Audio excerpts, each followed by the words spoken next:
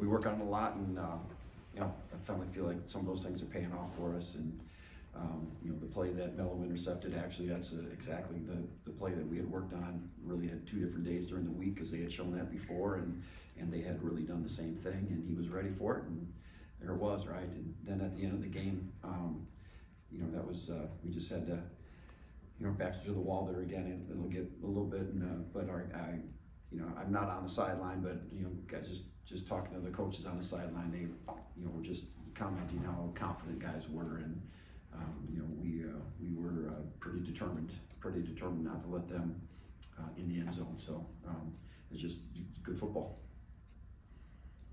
You've talked a lot about the journey that a lot of your senior guys have gone through, whether it's being really undersized, you know, for their positions like Caleb Taylor, O.J. Burrows, Mello Dotson, all those guys. Do you have kind of a soft spot for this senior class and the way that they've grown with you guys here? Yeah, I feel like it's a whole matriculation of, you know, their careers, and really my time here, or a lot of our staff's guys' time here. So you know, I just really appreciate the fact that they stayed and have really worked hard and developed to you know, be able to play high level football, and really went from, you know, our first year, you know, they were unprepared and not ready, and you know, and to now where we're, you know, we're really, yeah, a lot of those guys are playing at the top of their game. So yeah, I feel you know, I'm excited for them. You know, I'm not to that point to being sad or anything. I'm excited for them, and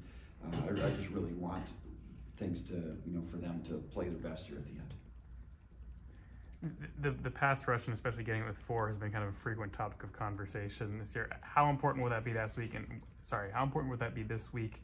And what have you seen from those guys recently in that domain? Yeah, I thought we did a really good job last week of keeping the quarterback in the pocket, and you know, got to him a little bit, and quite honestly, you know, he got hit when he was throwing, and we weren't always bringing a bunch of guys and pressures. So you know, that was really one of the keys to the game for us, is that last week. And you know, this week it's the same. You know, we always mix up calls and bring pressures from hopefully different spots, and challenge people that way. But there's times when we just got to be able to pass rush. I think their offensive line, Colorado's offensive line, is way better than what last year's version was. They've done a really good job, and yeah, but I think there's still some opportunity for us. And you know, if you look at the conference leaders in sacks, you know, our 2 starting DNs are in the top 5, I think. So you know, I feel like we're going to be able to mount some pressure versus them. I'd be surprised if we don't. Be disappointed if we don't. So we're planning on getting after it that way. Brian, do you see Shadur Sanders? Do you see him moving around a lot and running? Yeah, that's some of the best thing that they do, in my opinion, is, you know, when there maybe is a little bit of rush, or maybe the initial coverage is pretty good.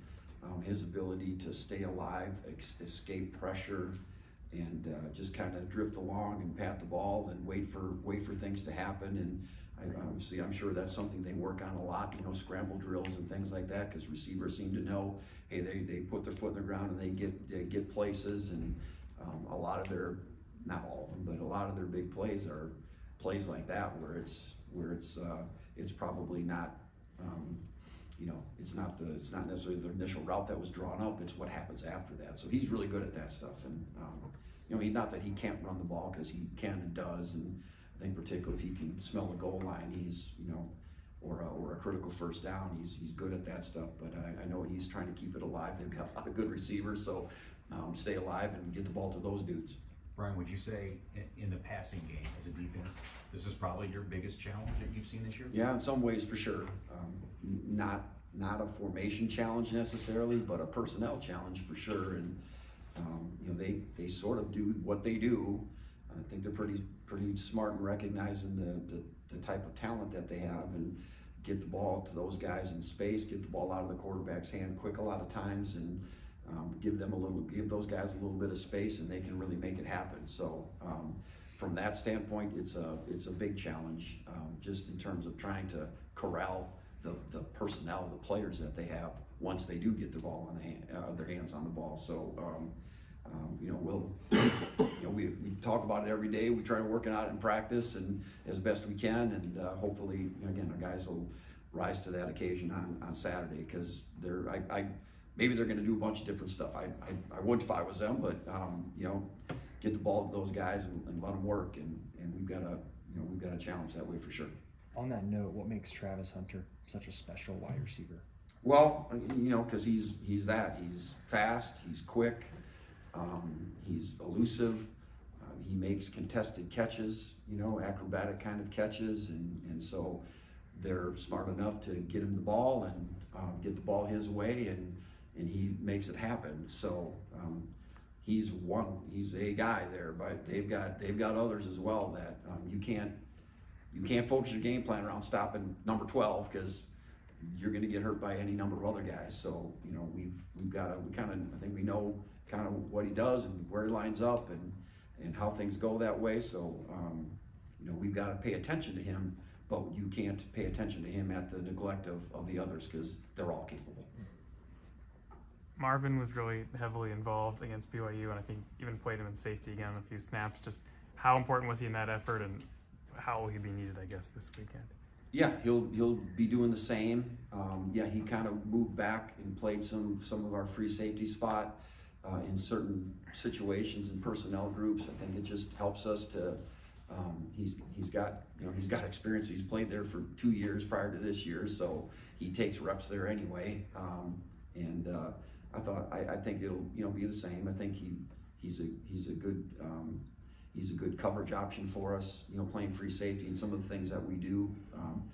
Not that Taylor Davis isn't or the other guys aren't, but you know, he's proven he can do it out in the field, and so you know, he'll kind of vacillate back and forth between his field spot and his free safety spot, depending on you know, situations and personnel and different things. So it's good that he's one of our better players. We want to keep him on the field as much as we can.